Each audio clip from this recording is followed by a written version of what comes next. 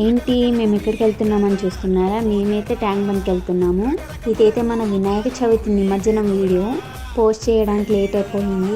మేమైతే ట్యాంక్ బండ్కి ఖైరతాబాద్ గణేష్ నిమజ్జనం అయితే చూద్దామని వెళ్ళాము. కానీ మేము వెళ్ళేసరికి ఖైరతాబాద్ గణేష్ నిమజ్జనం అయితే అయిపోయింది. ఇప్పుడు మళ్ళీ ఖైరతాబాద్ గణేష్ నిమజ్జనం చూడాలంటే నెక్స్ట్ ఇయర్ వరకు వెయిట్ చేయాలి. ఇంకా మేమైతే ఏం చేయలేక మిగతా గణేష్ నిమజ్జనం అయితే చూసామన్నమాట.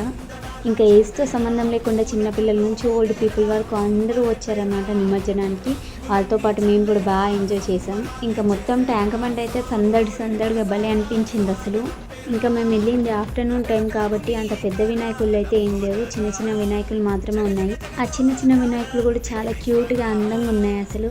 శివుడు, వెంకటేశ్వర స్వామి, రాధాకృష్ణుడు ఇలాంటి ఎన్నో టైప్ వినాయకులను మేమైతే చూసాము.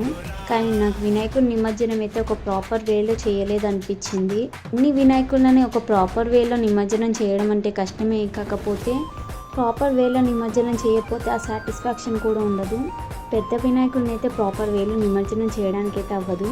కాకపోతే చిన్న వినాయకుడిని అయితే చేయొచ్చు కదా. కానీ ఆ చిన్న వినాయకుడిని కూడా ఇష్టం వచ్చినట్టు పడేస్తున్నారు. వినాయకుడిని అయితే ఎంతో కేర్తో తీసుకొచ్చి 11 to 13 days అయితే పూజలు చేస్తాము.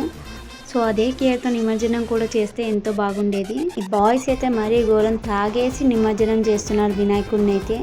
అసలు నాకు అర్థం కాదు, అన్ని డేస్ కేర్ తీసుకొని పూజలు చేస్తారే, ఆ ఒక్క రోజు తాగకుండా వెళ్ళి నిమజ్జనం చేసేస్తే ఏమవుతుందా అనేది. సో ఇంతే నేను చెప్పాలనుకున్నది అయితే.